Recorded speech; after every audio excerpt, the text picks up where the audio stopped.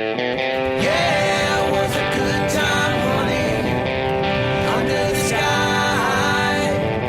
Yeah, it was a good time, honey, just you and I. Feeling alright. All right. Hello, everybody. Welcome to another episode of All Wheels Podcast. This is Max. I'm here with my good buddies, Evan and Brady. Yo. You? Nah, that better. Give me a better one. You know what? Come on. It comes out. It lands. It landed how it was. Where it falls. Yeah. It lands where it lands. Some days they'll be. Look, I need a little more from you on that, Brady. Like I said I before, look forward to it all week. before the show. It's been a rough day today. All right. All right, I'll let this one slide, but it's your only one. Well, tonight we have another guest with us. We have Chantill Lopez from Hi, Sacramento, California. How is Hi, it Chantel. going? Thank you Howdy, for howdy. being on. Mm-hmm. Yeah, Chantel is awesome, and we're happy to have you here drinking and talking with us. That's right. Yeah, well, That's right. I'm certainly happy to be drinking. I mean, the talking to you guys is good too. All right, and we're off to a good start. Our guest doesn't really want to be here, but she's going to drink her way through it. So, I'm boys. too in.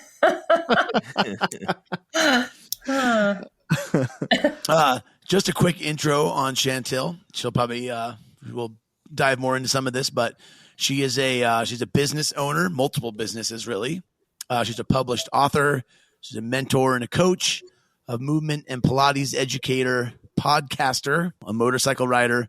She's a mom. She's just an all-around kick-ass human being, and we're very psyched to have her on the show tonight.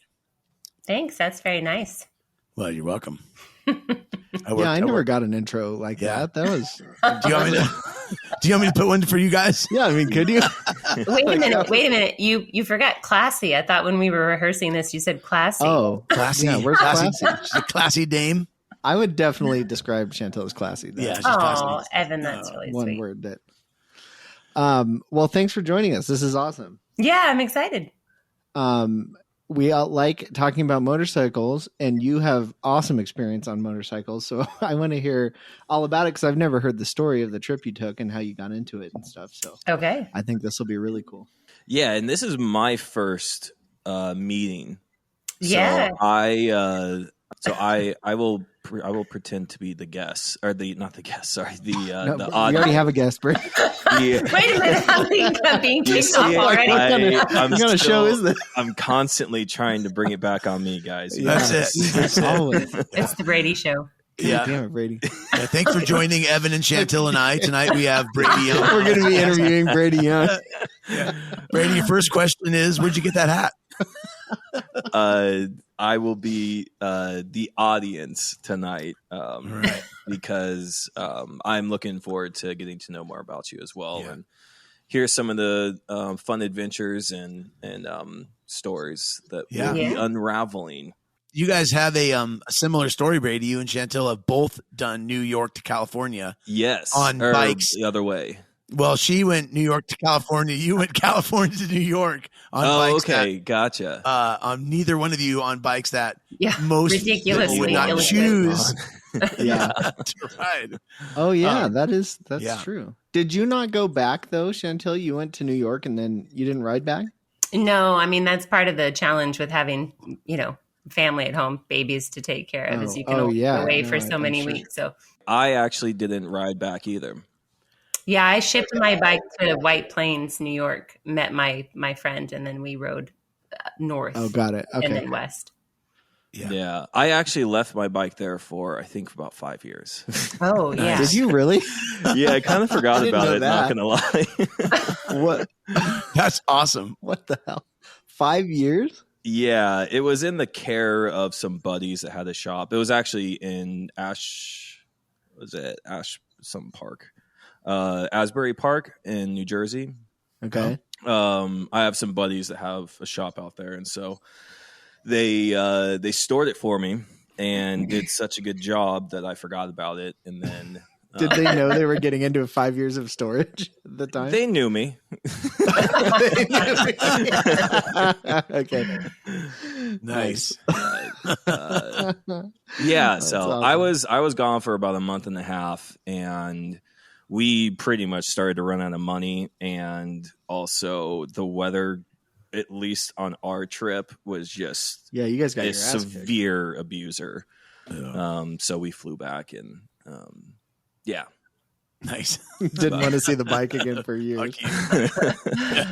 It's a long ride, man. It's a long ride. Yeah, seriously. Well, let's get into the first question that I had. So just tell us about your path into riding, and maybe the hierarchy of the motorcycles that you've owned and ridden. Well, the very first motorcycle I ever rode, well, two wheels, was not a motorcycle. It was a Buddy 125 little scooter thing. Oh yeah. Yeah. That's like what Whitney has. She rides the shit out of that thing. Yeah, Lance. Lance.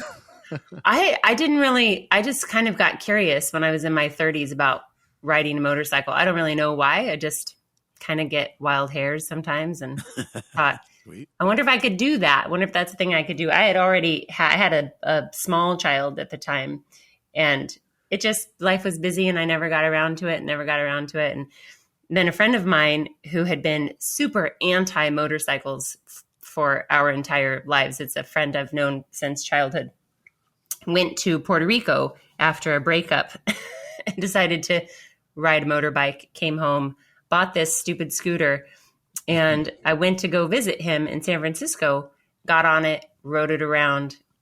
I was absolutely hooked in 30 seconds. That's awesome. Yeah, that's all it takes. Yeah, I mean, I just knew.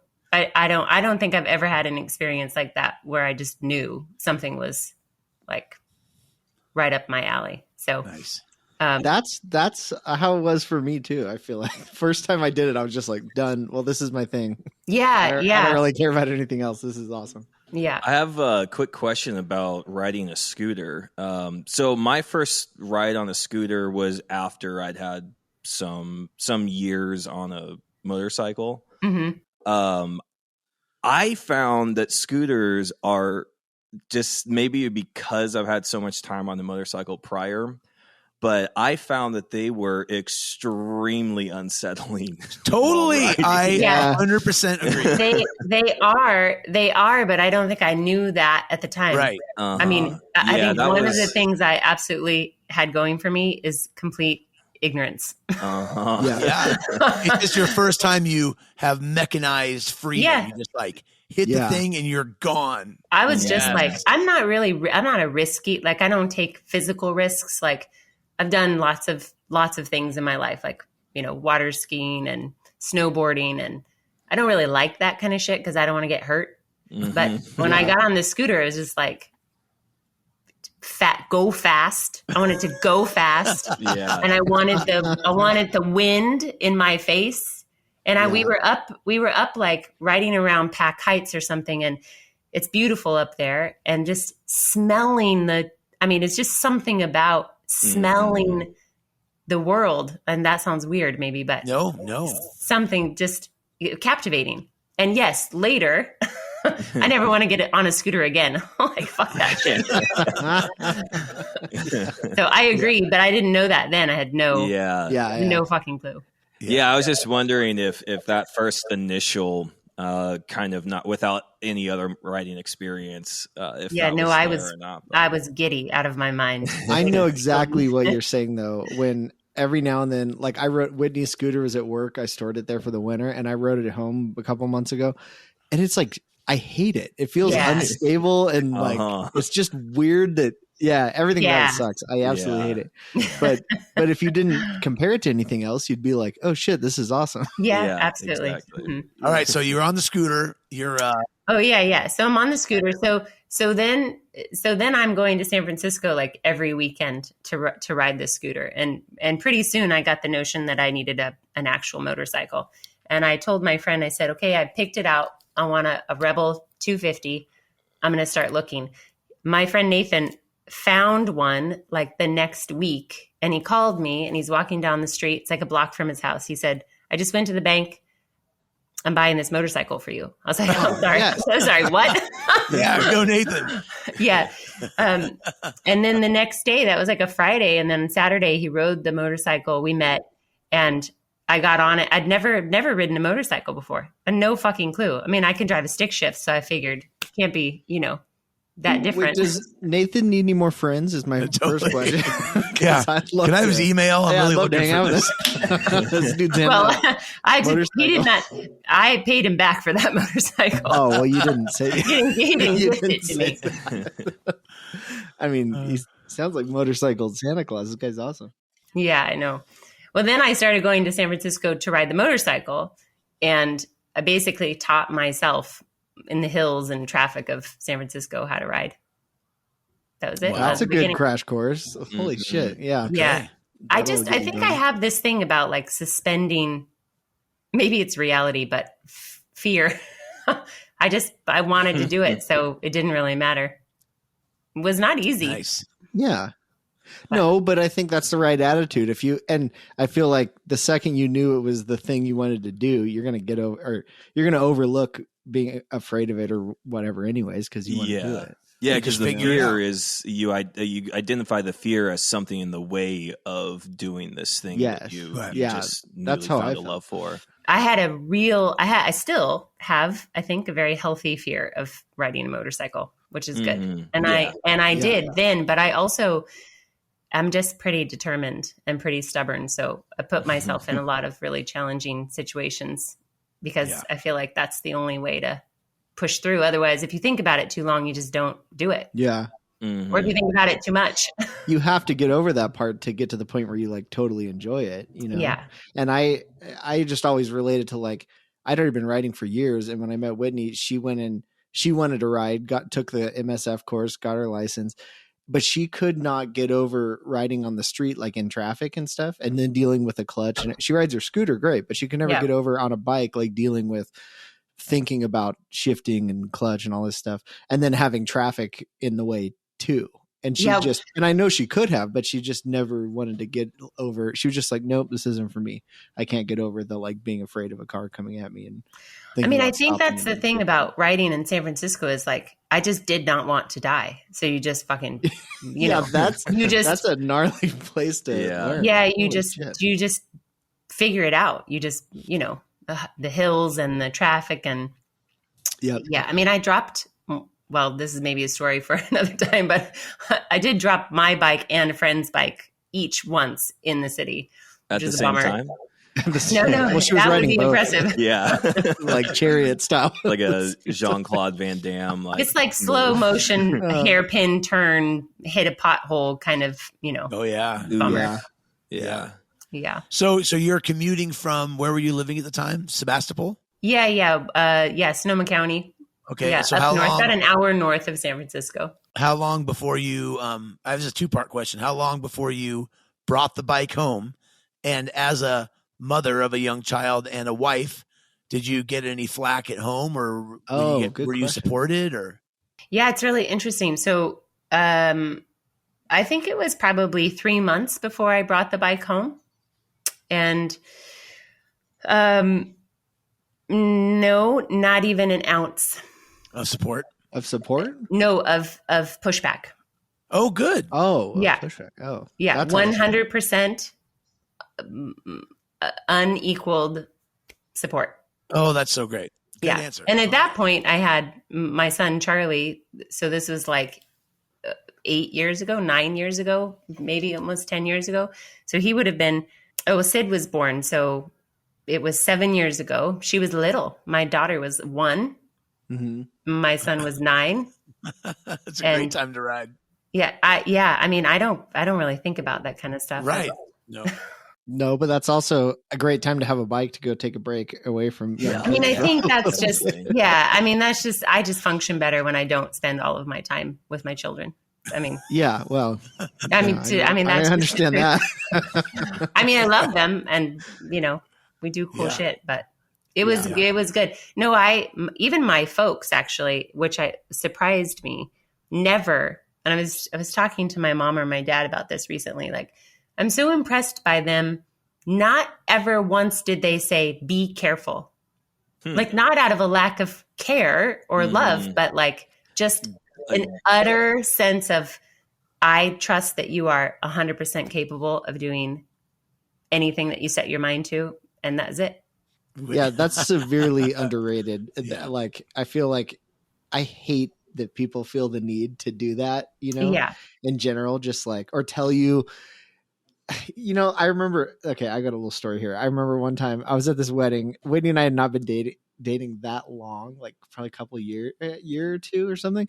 Anyways, I remember we were at this wedding in Santa Barbara, and her friend was getting married. We were at this table with all these people she knew from high school or something. I don't know.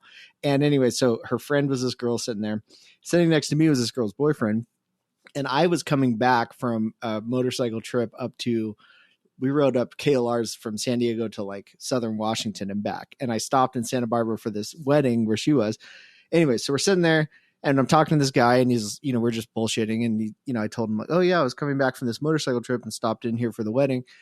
And this dude launches in on me, like totally unprovoked, on a massive lecture about how dangerous motorcycles are and how I'm such an asshole for like putting myself at risk and how disrespectful it was to Whitney or something. It was an insane rant about it. And like, I'm getting so fucking pissed off at this guy. And Whitney's like grabbing my knee, just like, don't make a scene, don't make a scene. But it was, it's like, anyways, it's kind of the opposite of that, of saying, be careful, but it was totally unprovoked. Like, what are you doing? Why would you do this? That's so ridiculous. And then I finally just lost it and lit the guy up. And yeah, that honestly, that seems validated as far as it was 100% justified. I mean, at a wedding, okay, maybe I shouldn't have done it there, but this guy was such a pussy. I couldn't believe it. I just lost my shit on him. But the point was that sucks just as much as totally unjustified be careful's, and even if they come from the right I think there's a slight gap between those two. Yeah, maybe. Okay, maybe they're not the same. I feel like they're two sides of the same coin. Yeah, it's an interesting undertone, though. Okay, they're not the same thing, but you know what I mean. Well, the one thing that did happen, is that when I started to ride, I don't know if it matters that this person was a male or a female. It's happened a bunch since then, which is I get a lot of shit because I'm a mom. Mm-hmm. Yeah. And I certainly have been dealt a fair bit of ultimatums about, don't you think it's irresponsible? Well, how would that be any different than a dad on a motorcycle? I mean, I don't think it is. I mean, I just know the experience as a mom. I think, and it comes from other parents, so male or female, but it's about being a parent that people have issue with. Yeah. It's a lack of knowledge. It's, people who are like, that's really dangerous as they put on their makeup and they're totally distracted by their phone while they're driving around with their kids in the car. So it just doesn't. But they're out of touch and don't get it anyway. Yeah. I never engaged those sort of discussions. I heard that multiple times when Whitney was pregnant, and multiple times people like friends, not necessarily not close friends who wouldn't have asked this because they know that, but friends, like people we knew, I guess, would say this to Whitney multiple times, like, oh, it's so cool you guys are having a kid. So Evan's going to stop riding motorcycles, right? And she was asked this multiple times. And it was awesome because she would always shut him down like, no, why the hell would I ask him to do that?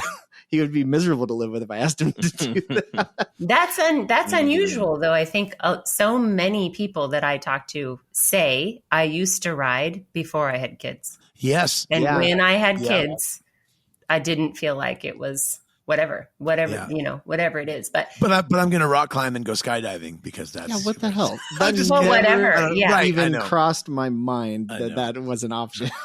Yeah. I always say my answer always is like, I would rather my kids see me being who I am and doing cool shit and living my life the way I want to.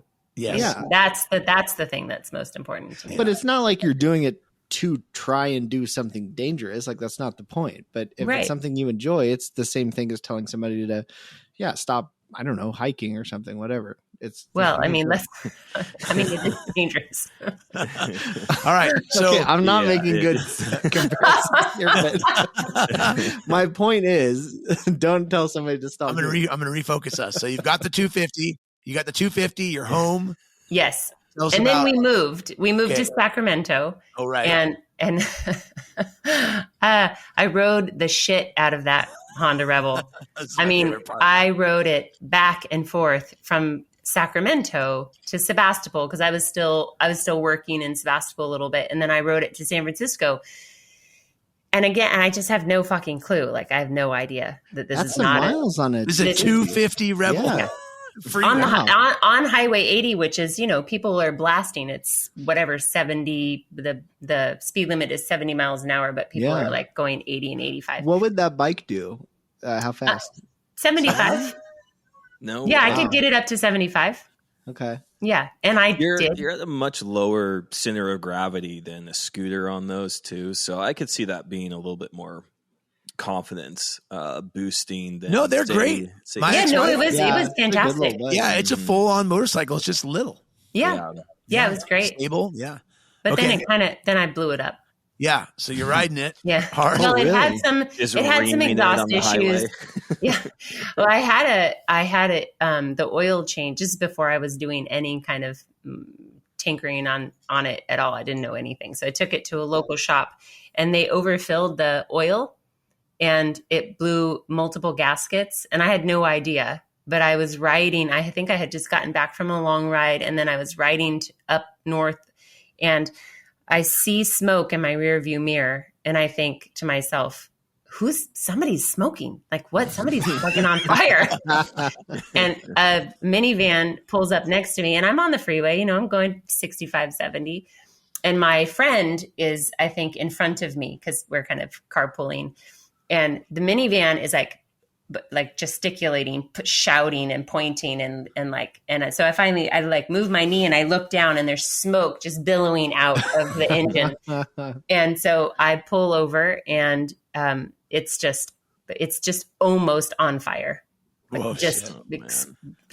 I have no idea what happened. So I call a mechanic the next day and this guy's the greatest. He's like the guy I would rely on. He doesn't work on bikes anymore. But not for other people anyway. And he pulled up, he's this British guy and he goes, you are really lucky. You did not fucking explode. Like you're seconds away from lighting yourself on fire. Was it just puking oil all over the Yes. exhaust pipe? Oh, Mhm. yeah. Yeah. And it turns out that there were multiple gaskets that had been blown because of the overfill. Overfilled and too Yeah. high of oil Yeah. pressure. And, Yeah. Yeah. But he you would fixed think it. that And there'd be a bypass that would, like Yeah, an you'd oil think bypass that, Crank breather or whatever should be able to yeah. handle some of that. Well, if you're supposed to fill it and check it on the side stand and you fill it when it's upright, you get a lot more fucking oil in there. Well, that's why you ride Harleys, because as we've learned, when you do that, Yeah, Evan. it That's not blows familiar. the oil cap off for you to evacuate the extra oil. And then blows up for separate. Yeah, it's issues. okay. We've all been there, Chantel. yeah, no, it's fine. I And mean, that wasn't even your fault, but that's this guy fixed it though. He fixed it, and I went in to pick Good. it up, and he looked at me like a dad, and he said, "Listen to me. This bike should not be ridden more than 55 miles an hour, 30 minutes at a time." What? Yeah, and so Why did he say that? Honestly, I would assume that too. What? yeah, why are he you just guys was saying like, that? "Look, because I told him how I was writing it, and he was like, no, darling, that is not, Yeah. that's Oh. not going to work." No, hard disagree. You could ride that thing across the country. No, my Like, give me a ex-wife break. had a 250 and I rode it around and it is a great bike, but it's just not sustained. It's not meant. But what for- about what mechanically would go wrong from riding it further than that? I Doesn't mean, make any when you're sense to doing me. 75 on that thing or 80, you're Well, at you like, should be checking the oil regularly. well, You're but gonna be you're burning just the sheer RPMs. I mean, Yeah. you're so far up there. It's just not meant for that. It's a Nah, little. Chantel, send it. Don't listen to these. Yeah, Well, it's Total fine. disagree. It worked out in my Amen. favor because I upgraded. So Good. All right, so the 250 is gone. Yeah, so the 250 is gone, and my friend Gina. Wait, after you fixed it, like, well, I know Yeah. you fixed it, but how much longer did you ride it after that? Were you just like, I'm done Like with a this? month, I was like, it's just time. Okay. Yeah, it's Got time. it. And I had been hesitant because I was afraid of being on a bike that was too heavy because I'm tall, but I'm not, like I'm like a $135. So I was afraid of being on something too heavy for me. So I was hesitant, but then I went and my girlfriend Gina, who I ride with, had just bought a classic Bonneville. And I was like, oh, well, that's interesting. I got on it. I rode it a little bit. And then I went and I test rode a Bonneville And it was the New Church edition, which is just real pretty red and white. So pretty. Beautiful. Yeah, I had to look that up. I'd never heard of it, but Max said that, and it is a good looking bike. It's a beautiful bike. I think Yeah. it's awesome. Yeah. I had no clue. It was just the only one they had. I was like, whatever. Yeah, I want that one. But I rode a Moto Guzzi, and I did not like it. And I don't know what it was, but it was comparable to the Bonneville. And I did not. You're not alone in that. I don't like those bikes either. Get Yeah. out of here, Brady. Yeah. You guys don't know what you're talking about. Sorry, Evan. Moto Guzzi are the best bikes. This one I rode, whatever it was, I don't recall. It was like, it was Probably a too V7 clunky. It was a something. V7 for sure. Yeah, that'd be my Yeah. guess. So that's what I bought, and I rode that bike for I put about 30,000 miles on it. That's awesome. Wow, that's impressive. Over how long? What time frame? 3 years. Oh, that's some solid mileage. Right. For Yeah. 3 years. Dang. So I'm assuming this is the bike you did your New York to California trip on? I did, yeah. The first long trip we went on, my friend Gina and I, we rode from California to Southern Washington for Babes Ride Out, Dream Roll, I think. One of those. Cool. I can't remember. All the chicks on bikes. And we rode up the coast to Portland, and then we met everybody in Portland, and then we rode as a group up to Southern Washington, Mount Adams, I think. That's awesome. Did you go up one? We did for a lot of it.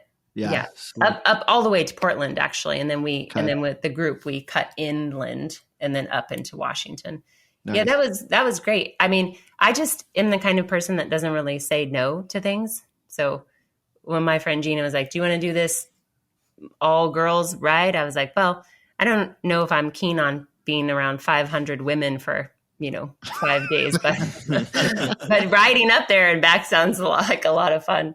And it was the first time I feel like I really, I was really challenged, like lots of weather, lots of visibility issues, lots of wet, lots of gravel. We got up there and we pull in to, it's like a ranch, and it's this long gravel driveway. And my friend Gina and I, we both stop and we look at each other and we're just like, we are fucked. I just had never done anything like that before.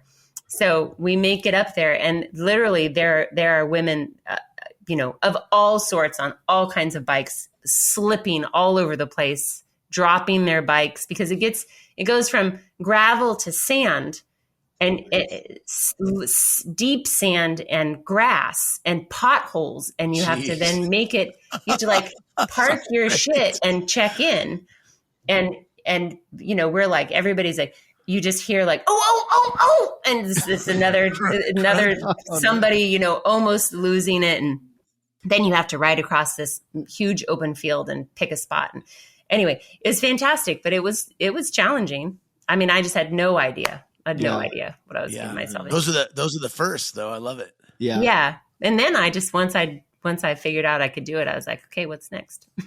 That's awesome. That's how you do it, though. I mean, that's like the perfect attitude. Yeah. You just Yeah. do I mean, it was figure it out. fun. Yeah, that's awesome. Yeah. And then we did the cross country trip. Gina, she rode from California to New York, and then I flew my bike. I shipped it and then met her in White Plains.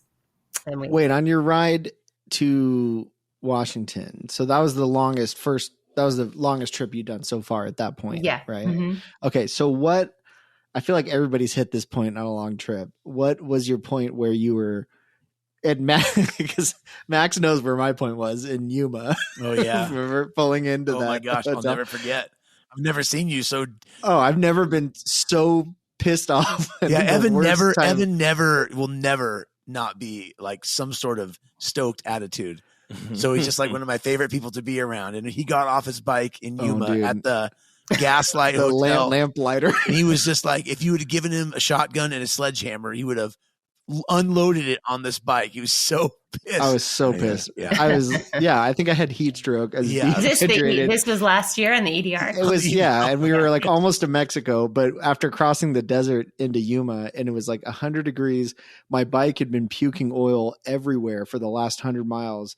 and it was smoking. It was covered in oil Coming out of the everywhere. transmission. I was totally overheated. I think I had heat stroke. I was just like dying, and I was so fucking mad at this bike and just done. I just about threw it on the ground, like when we got to the hotel. I was so pissed. And I just remember Max's face when he saw me. He was just like, dude, are you okay? I was dying. But anyway, but my question is, I feel like everybody has that point at some point on a trip. Did you have one of those on that trip going to Washington where you were just like, why the fuck am I doing this? This is the most miserable day of my life. Not that trip, but I remember the one where it was. Okay. Well, everybody has one. Like, you ride long enough.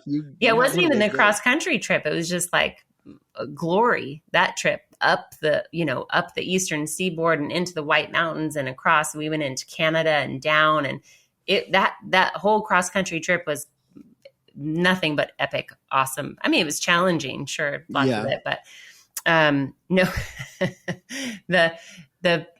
the real, like, my first really bummer experience on a motorcycle.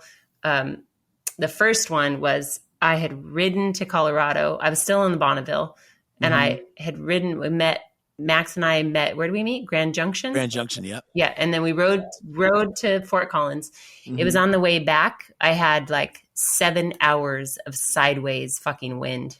Oh yeah. And I just, every second I was like, fuck wind, fuck this wind, fuck wind, fuck wind. I have never said those two words more in my entire life. It was so it was like all difficult. the way through the Nevada desert, like you all hit the it way all through. the way. Yeah, all the way through. You just think, I'm going to make this slight, I'm going to turn eastward. I'm going to turn westward. I'm going to go over this hill, and I'm going to be safe. And I'm going to be good. The wind did not end. The wind did not end. Yeah. There's just no escape. It's just exhaustion. It just, Yeah. It's hard on your mental state too. Yeah. You're right. That wasn't even the hardest wind. That was just like baby wind. But it's just like sustained, right? It just doesn't end. You can't escape, and it's it's not only physically but mentally exhausting as well. It is because mentally you're having exhausting. to constantly like be on your toes, and you the just sense don't. of urgency is constant. Absolutely. Yeah. Well, and you get all locked in for compensating for it, and then it changes directions or cuts out for a second or whatever. Yeah. And you're swerving everywhere. Yeah, I would say I was still pretty new to writing. I really hadn't been writing all that long, 4 years maybe. But the absolutely worst experience I have ever had in my life is Max and I rode and met in Utah somewhere, Provo, south of Provo, north of Provo, I don't know, south of Salt Lake City. And we had spent a few days, and we had riding, by the way, glorious. Well, we had one terrible. Well, we had one really. But we when rode. Max's GPS went fucking haywire, and we were making U-turns on the freeway in It's terrible. a rainstorm. But remember the road we rode through Sundance, like 139, and it went down. Oh my god, it was beautiful riding in those hills. By the way, yeah. Yeah, that place sounded awesome. So, note to listeners: don't just check the weather; check the fucking satellite weather. You have got to see what shit is coming in. Yeah, That was our daily thing on our trip. Was, I mean, after the third day, we were head on into a blizzard. Yeah. And Well, let me just tell you. Ready for this? Holy shit. So it's fucking June. Yeah. This is June. We woke up and we were like, should we get underway, or we could go to breakfast and hang out a little longer? And there's the difference of leaving at 7 or leaving at 9:30. We were like, let's just hang out. Fuck it, But we did not look at the weather. Or Well, we did look, but we did not. well, yeah, look at the we satellite. looked at the radar. Yeah. Ahead of you. And so Max heads southeast, and I head northwest, and I have to go up through Salt Lake City, and it's a clusterfuck there. There's a convergence of like 6 freeways at some point before you can get to where you need to go. For me to get on the 80 West, and what I must have been riding for 30 minutes. And it's like, you can see you're like riding up this alley, and on either side, east and west, black clouds all the way north and all the way south. Insane. And I'm like, well, I'm fucked. So I'm going to pull over. I'm going to put on my gear. So I did that, and I fueled up and got back on the freeway. And it wasn't 15 minutes later that it was thunder, lightning, torrential downpour, fucking sideways wind. And I'm on the Bonneville. And, you know, I've ridden a fair bit at this point. And I'm like, okay, I'm just going to get in the slow lane. I'm going to take my time. I'm, you know, not going to rush. I literally had to pull over onto the shoulder because the wind was so fierce and the rain was so fierce. I was like, I'm going to die. Like, this is it. I'm fucking dying. I'm dying on this freeway. So I pulled over and I just stopped. I was like, I can't get to fucking pull myself together. My plan was to wait it out on the side of the freeway. I was like desperate. Yeah. I was like, I cannot go. So you weren't at an overpass or anything. You just fuck no. Stopped. I was in the middle. I was just in the middle, just getting hammered. Yeah. So I'm sitting there and my feet are on the ground and the bike's I'm just doing this. I'm just like being buffeted back and forth. And there's this is not going to let up. Like, you fucking pull up your socks, lady, because you got to get on. You can't sit here. So I get back on the freeway and I get off at the next exit, and I basically hide under this tiny little awning for like 30 minutes or so. And I'm wet and I'm cold, and it's like, there's no letting up. There's just no letting up. It's like, there's no choice. Man, I have nowhere to go. I'm not going to stay there. I'm sopping wet.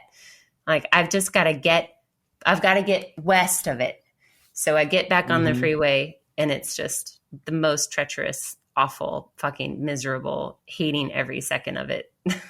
And I finally get on the freeway that I net, like interchange. You know, people are passing me. They don't give a fuck. They're just flying by. There's water everywhere. There's wind. And I was like, I could die any second. This is like, any moment. This is it.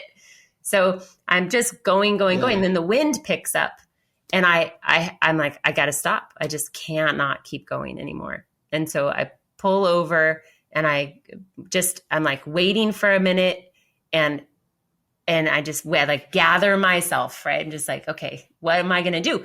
It does no good to stop. So I just the whole thing over again. Like, I can't just sit here.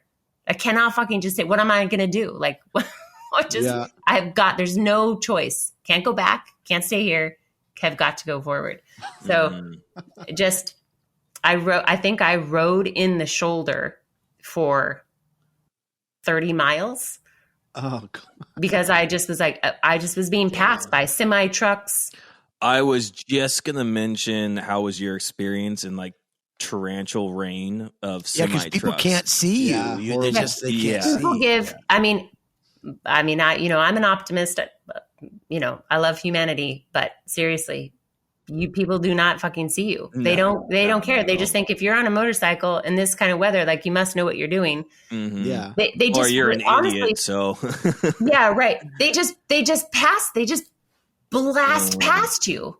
There's no courtesy. There's no slowing down. There's no nothing. There's just fucking get out of the way. Yeah.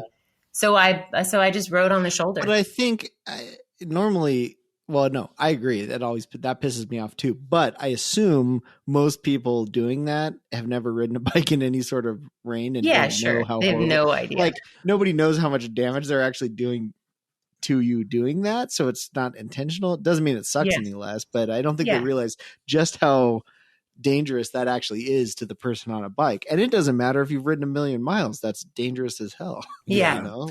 But also, I mean, I don't think any of us should underestimate the length people go to just think about themselves as well, especially in the similar condition. No, they're like, maybe they're terrified too. Yeah. Or don't have a lot of experience. Oh, because what? The windshield wipers aren't moving fast enough? I mean, come on. Well, I mean, I wasn't like angry. I was just like afraid. Yeah. Yeah. Well, I was going to bring up semi trucks because on my trip, once we hit the East Coast, that's that year when 2 hurricanes came through, Nice. and we were stuck. Oh, yeah. We got hit by both of them. And it was one of those things, okay, do we potentially wait it out for 3-4 days or more? Or do we just freaking go for power it? through it. Yeah. Yeah.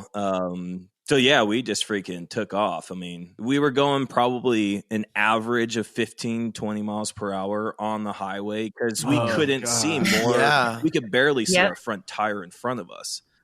And Yeah. semis are blasting right by us. And Yeah. and you know what? Now, like thinking about it, we were kind of riding the line on, well, not on the line because those Yeah. are very slippery when wet. Yeah. Yes, but, right. kind Don't of do that. like just right next to the line on the slow lane where a lot of semis are Mhm. also. And I usually have, and I still do have a lot of respect for truck drivers because everyone cuts them off and they generally have like the worst experience with other or interactions with other Yeah. drivers on the road more than anyone. But during that time, I did not like them at all. Yeah.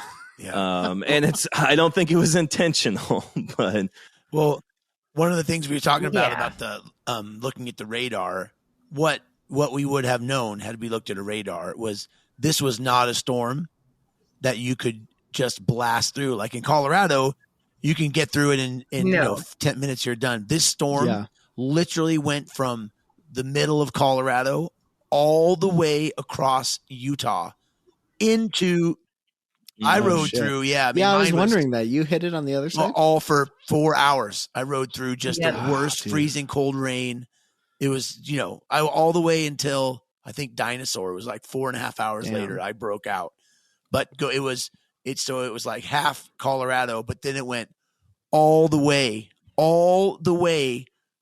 because Chantel's got more to the story, but it went all the way into Nevada. So keep going with your story. So. Damn. Well, I just finally got through it. And then I pulled over and I'm just wet and cold and exhausted. And I go inside and all I want is to take off my boots and my socks and just like dump the water out. I'm like, I grab a clean pair of socks and I'm like, this is the best fucking thing in the whole world. This pair of dry socks, even though I know that the second I put my feet back in my boots are going to be. yeah. We talked. I called you and I was like, what the fuck? Like, how are you? What's happening? And you had just come through it. We had just both come through either side of the whatever.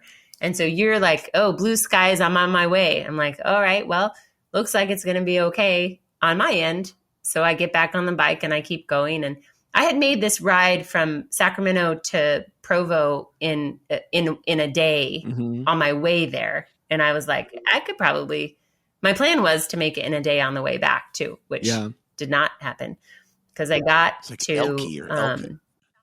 somewhere in Nevada, some high elevation, and I'm riding and there's no rain, but there's a fair bit of wind because fuck Nevada too, because there's so much wind in Nevada all the time.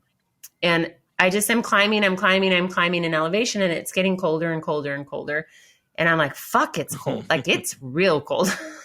And in the Bonneville, there's no like digital gauge anything. I don't know.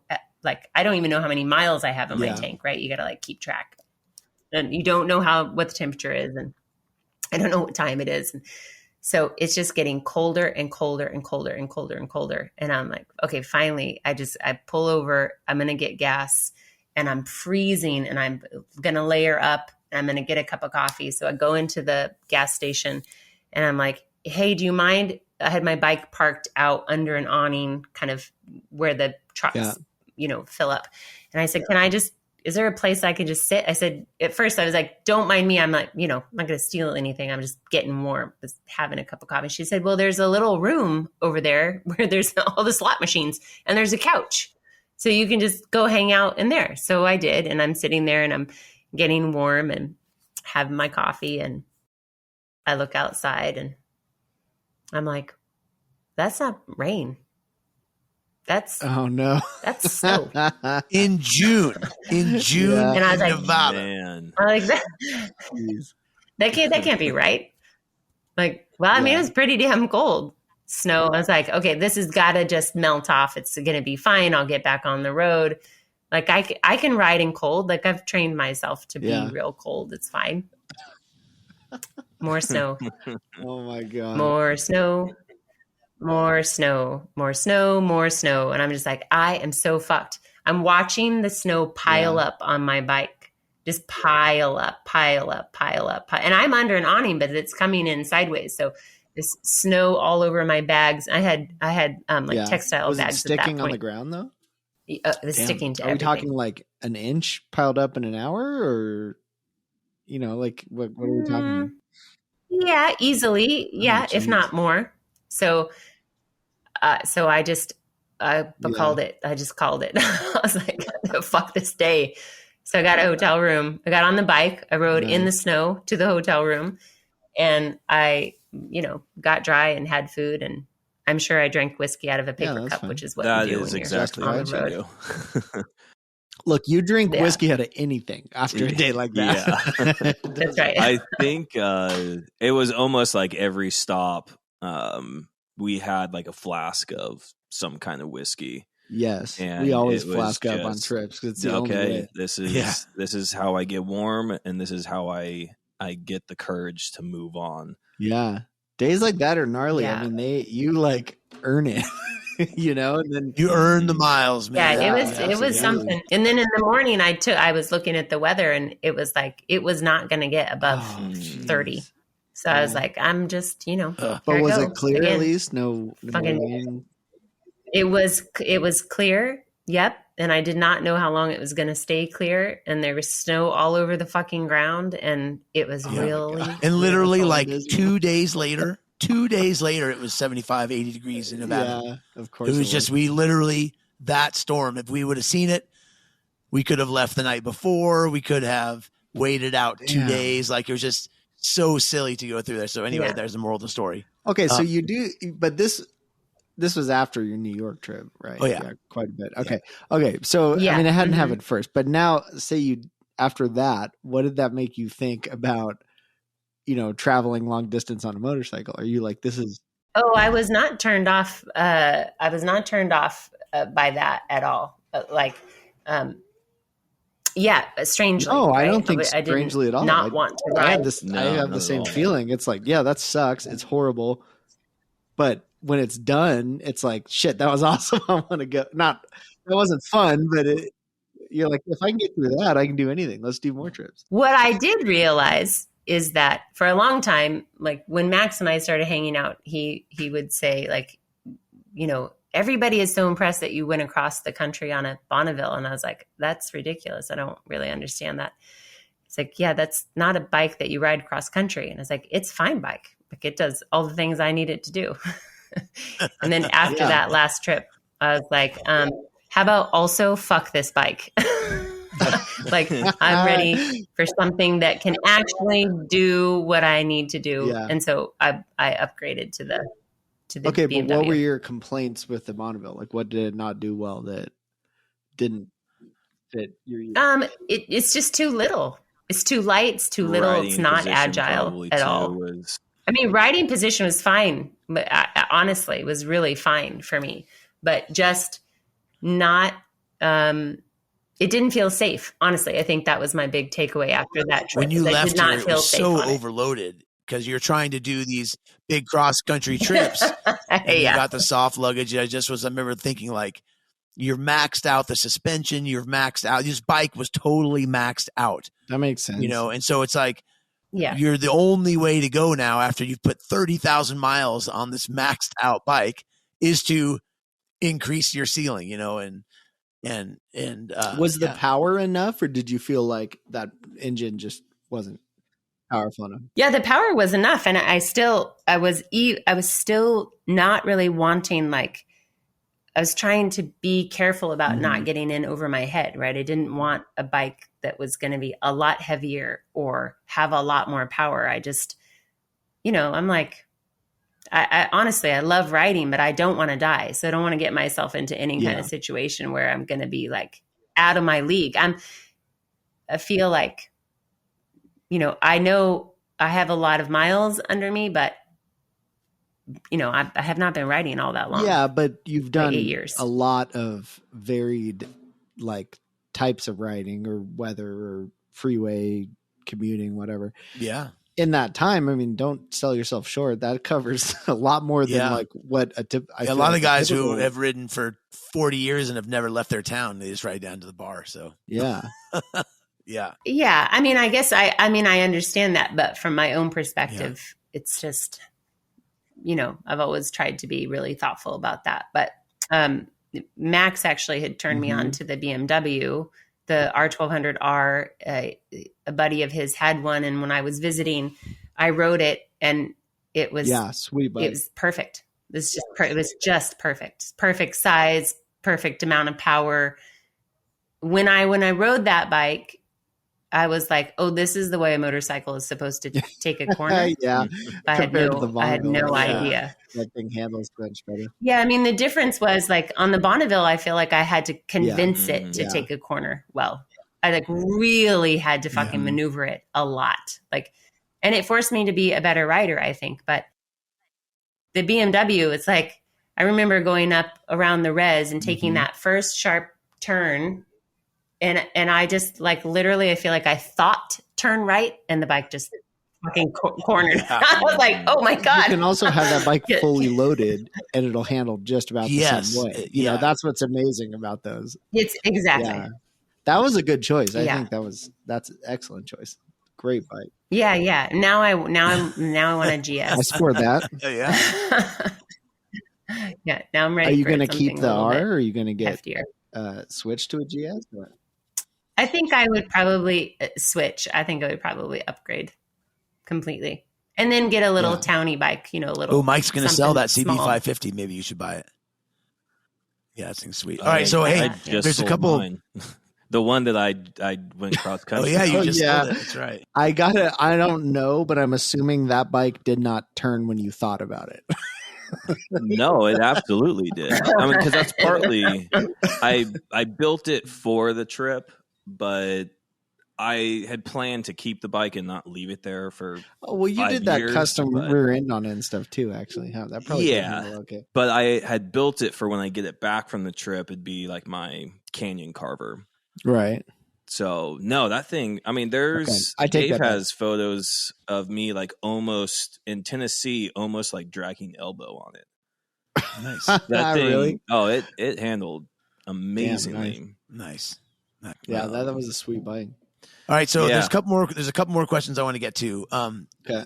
And you can choose. We're at 55 minutes, but you can choose how far. And the first one might be a glance over because I don't even actually know how you'll respond to it. But I did talk about Chantel as a podcaster, and she's about to launch a podcast called Kitty on the Tank.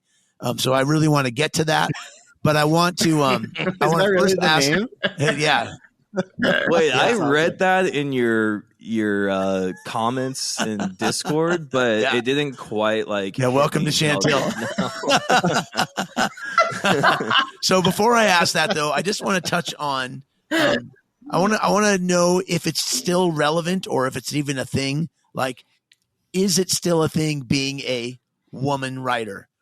That's a good question. I was hoping we got into it. I mean, also. but is it just like, it's like, so you have a vagina and I have a penis? Like, who fucking cares? Or do you find yourself, is it like something that is, you think about and consider and, Yeah, that's a good question. I mean, I don't give two shits. I don't care. I have never felt less capable than a man ever in my life. Unless somebody said I should feel less capable. I would assume you proved them wrong in that situation. Typically, yes. Yeah. So I don't, from myself, I don't feel like there's anything. It makes no difference to me. But what I will tell you is that the place where I have come up against like sexism around motorcycles is the mechanics that I have dealt with. But nowhere else really. I mean, some people give you the side eye, most people are like, fuck yeah. You take your helmet off and your hair comes down and people are like, holy shit. They're surprised, and it's a good conversation starter and it's a lot of fun and you share stories, especially when you have done the kind of writing that I've done. People are more surprised, which is fine. Right. I mean, I don't take offense to that at all. But there are 2 shops here in town, and in multiple instances, I have been completely talked down to, dismissed, lied to. I had these 2 shops even talking to each other behind my back about Like work trying I to needed done. oversell you on work, or what? Like what specifically? This is interesting. Yeah, just dicking me around. Like I had as before I took the trip to Colorado, I think the first trip to Colorado, I still had the Bonneville and I needed a back tire. And I was going to just order my own tire and I needed somebody to put it on. And then it's just all kinds of like, well, you need this done and you need that done. And it doesn't work that way. And I'm going to call this other shop because they have the tire I'd recommend, blah, blah, blah. And then it's just, they were like going back and forth trying to like charge me more for the work and charge me more for the tire. Like I didn't know what I was fucking doing. And just a constant like talking down That's to you. Like you don't. ridiculous. Yeah, what do you do in that situation? Like, how do you deal with those jerk offs? Firebomb the shit out of their shop. Yeah. Yeah. Do you actually call them on it though, and just be like, "This is bullshit"? Why? Absolutely. Oh, nice. Okay, good. Yeah. I mean, you just have to say, yeah, that's just not what's going to happen. Like, I'm not paying that much for that tire. I gave you a tire, like whatever it was. Yeah. You just don't give in. It's like, you told me it was this much and now you're trying to charge me this much. Like I'm only paying what you said it was Yeah. in the first place. I'm not paying like whatever's going on between you and the other shop. Like this is what we agreed. This is what I'm paying for. And I am never bringing my business back. And actually the guy who fixed the Honda, I called him. He was no longer in business as a shop, but he's running a motorcycle rental place and he only works on their bikes. And I convinced him to do the work, the tires for me. I bought 2 new tires. I took it to him. He did it for me. He did a tune up. So Nice. you just, you got to find somebody that respects you and doesn't treat you like an idiot. Do you think that's like worse in motorcycles specifically? I don't know. It's compared to like a car, like It's a little bit, repair or it's a something? little bit worse, but I have the same issue with mechanics. Really? Oh, so Yeah. it's more And of a Max has been mechanic thing. privy to some of that total fucking That stuff's- absolute Well, douchebaggery. I hear Yeah. this shit all the time from most of our customer service team at RM Stater is girls, but we have one guy, I think, and then 2 or 3 girls. And I hear this from them all the time because I work with them all the time to help make sure we can answer our technical questions correctly and stuff. So I always talk to them and hear what's going on. And I hear that, oh my God, every week we have a meeting and I hear this like over and over again, how many customers, talk to our customer service, the girls in customer service, and our guy, Dan, doesn't have this experience, but the girls do over and over again, being talked down to like, oh, Emma was saying it the other day. Yeah, that's actually what was listen stuck in my here, head. little darling, and that kind of crap. Seriously. And then they'll get on the phone with Dan, and then like if Dan talks to him, it's just like, oh, hey, buddy, I need blah, you know how to fix this, I need this, blah, blah, blah. But they'll talk to Emma or whatever, and just be like, oh, hey, you don't know anything about Listen this. to your but- sweet pants. I'm gonna tell you. It's just like, dude, Fucking they know more than you do about this. What in the world are you talking to them like that for? I mean, I wouldn't consider myself a feminist by any means, but I mean, it's just a real shame when people underestimate you, whether you're a man or a woman or a young person. Yeah. I mean, Yeah. How do you feel I- about the big women writer groups like the Dream Roll or the Babes Ride Out or the Litas, this new real surgence of women writers kind of gathering together and yeah, fuck yeah, whatever, yeah. whatever Right it on. takes. I mean, it's not really my jam. Like, I mean, it's fun. I've had some resistance to hanging out with the Litas here in Sacramento, which I've just started to do. And it's no reason other than like, I'm just not really a joiner. Like I'm not really comfortable, like just going out and meeting new people like that. But, I mean, I think generally it's great. It's just all kinds of women. It's just all kinds of fucking people. It's big women and little women and gay women and queer, like bisexuals and sex workers and moms and like riding all kinds of bikes, and some don't ride, some just ride with their partners, and it's, you know, some are assholes and some are lovely, and it's like it's just no difference. No different. Okay. Sounds like a lot of guys that Yeah, I know. I know. I was Sounds about to say, sounds like EDR. every guy I've met riding. Yeah. Yeah, you get all of them. Yeah, it's just a mix. Yeah. But that's like, even if it's not your thing, is that a good thing to help promote riding in general, to like get people that maybe didn't feel like they would initially feel like they fit into motorcycle riding or something, right? It could get women absolutely interested in doing it because it'd be more comfortable or something.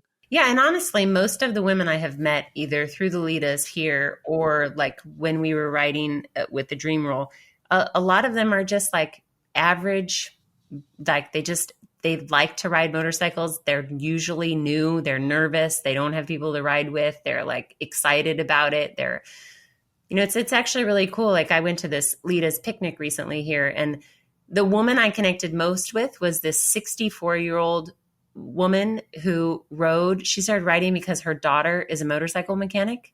Mm-hmm. And she was telling us all about her. She's just like her whole journey. You know, she's still new. She's only been riding for about 4 years, but yeah, it's great. I mean, you need community, you know, that's nice. Yeah. Cool. That's awesome.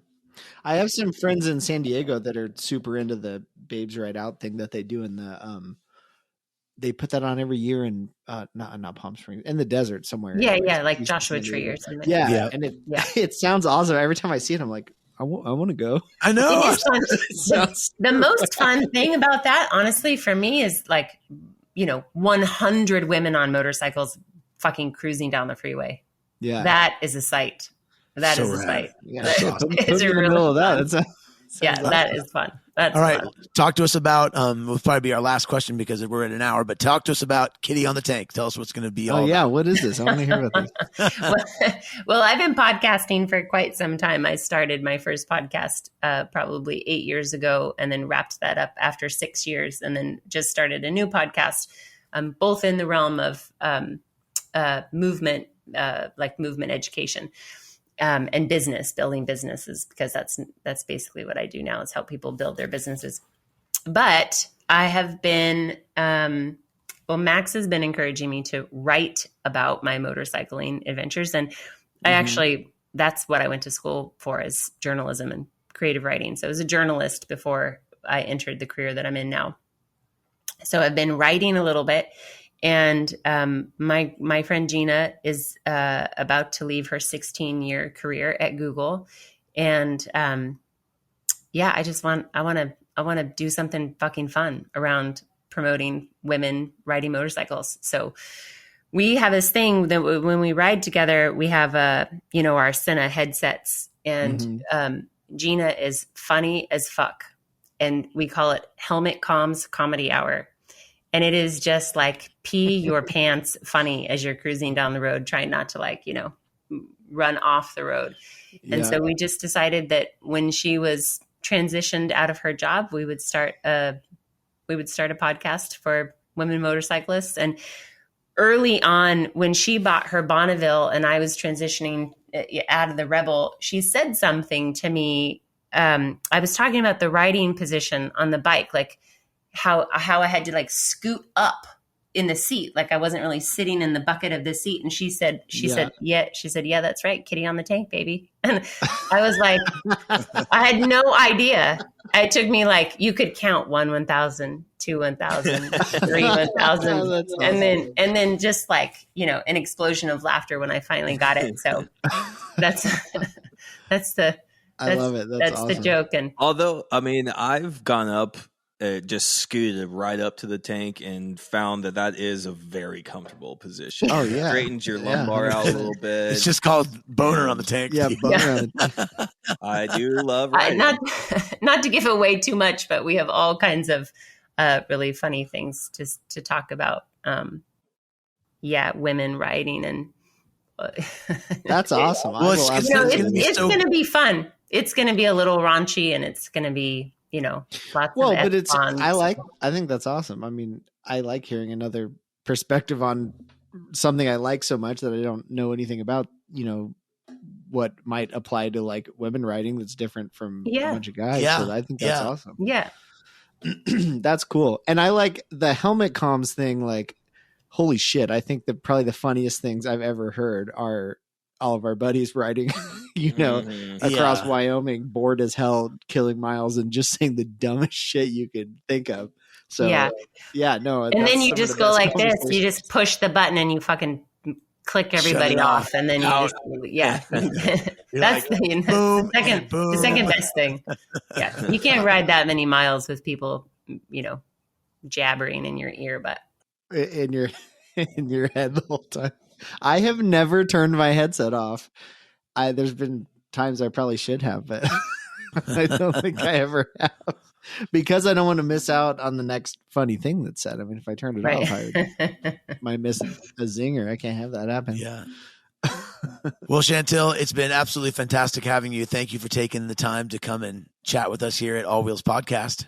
Yeah, thanks for having me. Yeah, and I especially enjoyed this too, because I have not only heard a lot about you, but I didn't realize just how much cooler you were than what Max has been saying. Yeah. And he's been saying a lot. Yeah. He undersold you. nice. You should probably yell at him about that. Better to set your expectations low and then be, surprised. So always better to underpromise and overdeliver. That's right. Well, I already knew how awesome she was. It wasn't fair. I got exactly what I was expecting. Oh, thanks, Evan. So, is there an expected or set release date for this upcoming podcast, or just kind of for the listeners to? Yeah, that's a great question, actually. So, yeah, Gina and I are headed to, we're on a 7-day trip up to Washington and back in July. And I think we're going to launch the podcast around that trip. And then we actually we're going to be talking about long distance riding a lot. We have just committed to riding the highest road on the planet. Yes. In India. Yeah. Kardungla Pass next July. Yes. So I saw that. That is so rad. So awesome. Oh my Yeah. God. I can't wait to hear about that. Yeah. I know. Yeah. Yeah. And we have like a 5-year plan, like Ireland, Scotland. Gina wants to ride up to Alaska. And then when I turn 50 and my son turns 21, we're riding Cuba. Oh, Wow. dude. Yeah. Yeah. Yes. That is epic. I want you Oh, to that's Yeah. so rad. Yeah. Okay. Well, keep us posted on all of this. I will. I saw that on Facebook, your post about going to India. Nepal India. or something. Was it India? Yeah. Yeah. I mean, basically Himalayas. Oh my God. I can't wait. I saw that. Yeah. I was like, no way. And I asked Max, like, she's seriously doing that? Yeah. Yeah. That is so On badass. 400 dual sport Royal Enfields. Yeah, Nice. the little Royal Enfield Himalayan. No, Well- that is rad. Yeah. When I was in India, I rented a Bullet in southern India. I rented a Bullet 350 and cruised around for like 3 days, and I had so much fun.